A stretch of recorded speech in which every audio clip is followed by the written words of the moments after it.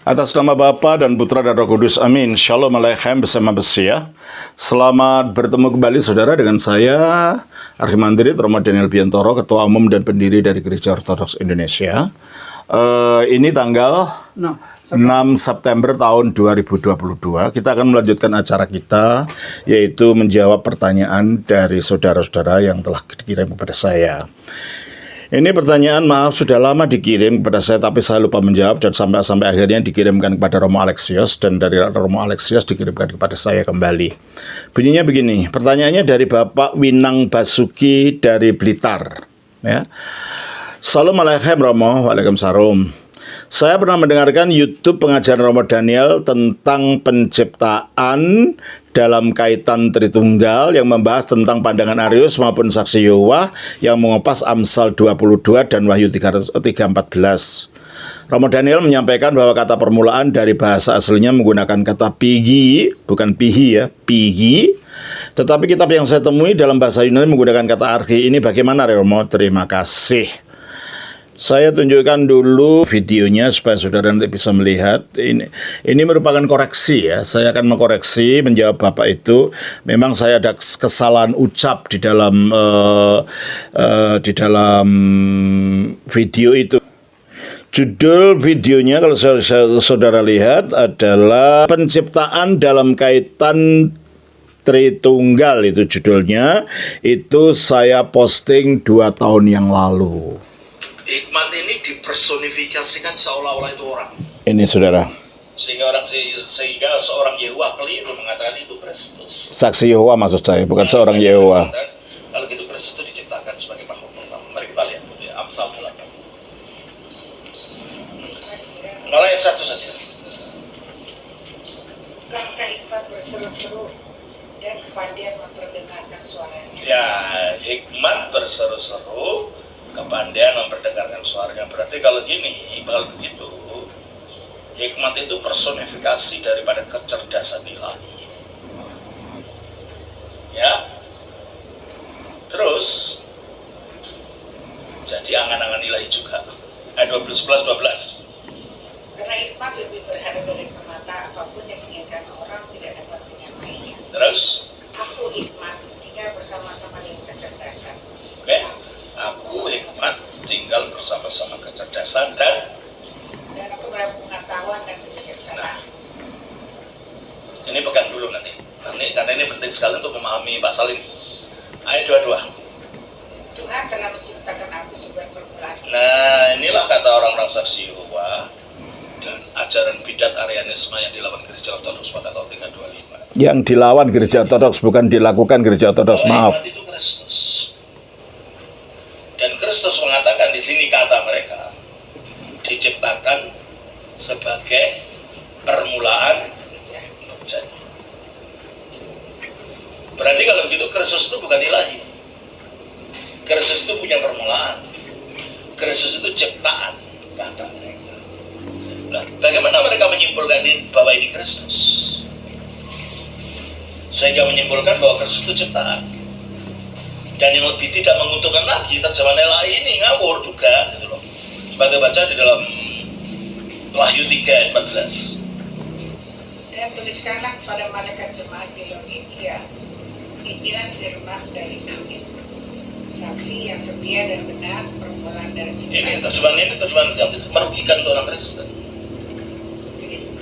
Karena akhirnya kalau Yesus itu permulaan dari ciptaan Allah, berarti dia itu ciptaan yang mula-mula. Padahal bahasa aslinya itu bunyinya pigi. Nah, di situ masalahnya saudara. Saya meloncat pada kesimpulan mengenai bunyi aslinya. Dari Wahyu 3:14 itu seharusnya bunyinya archi. Memang betul Pak Winang Basuki betul bahwa bunyi aslinya adalah archi. Coba saya baca di dalam Wahyu pasal 3 ayat 14. Saya minta maaf atas kekeliruan kecepatan berbicara kadang-kadang antara di pikiran dengan pikirannya sudah ngomong dulu, mulutnya ngomong kemudian. Jadi kalau ada meloncat gitu ya. Keto angelo tis en Laodikia Ecclesias Dan kepada malaikat gereja di Laodikia, grapson, tuliskan, Thade, legio amin.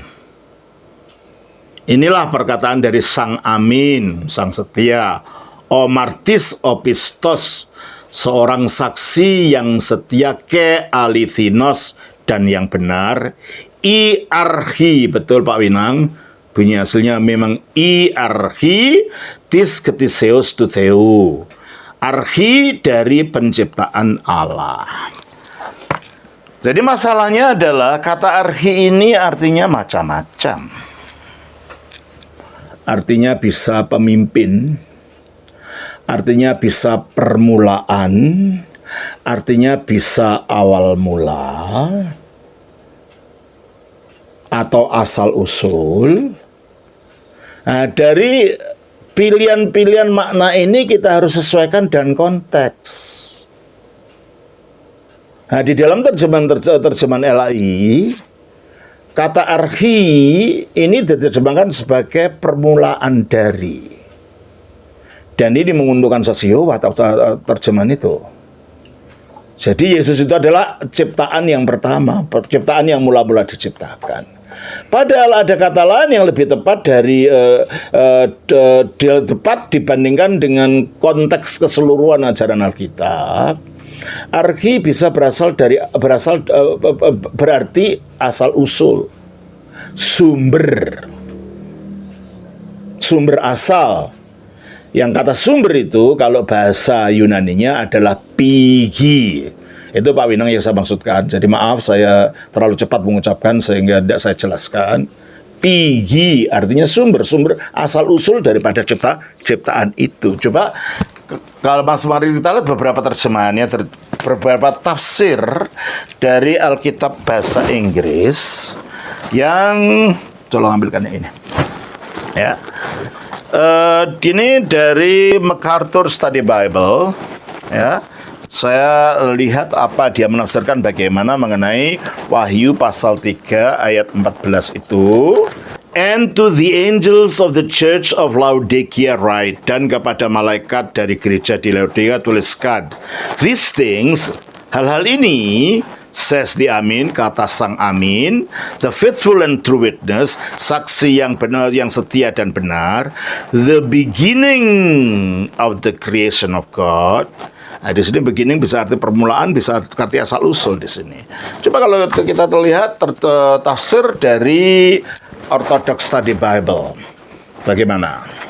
Amin is divine title applied here to Christ. Amin adalah gelar ilahi yang diterapkan pada Kristus di sini, who is the final ratification and completion of the promise of God, yang merupakan ratifikasi dan pencapaian daripada janji Allah. 2 Corinthians 1:19-20, 2 Korintus 1 ayat 19-20. It affirms his sureness and steadfastness. Ini meneguhkan kepastian dan kekokohannya. Amplified yang dijelaskan dengan kata faithful and true witness, saksi yang setia dan benar.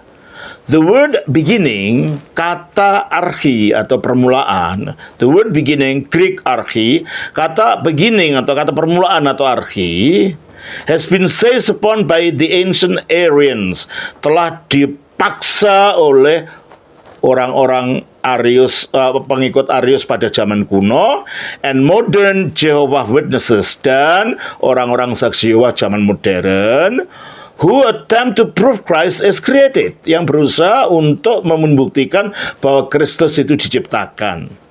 Thus, denying his eternal existence. Dengan demikian menolak eksistensi kekalnya. However, namun demikian, the term is more accurately translated as source or origin.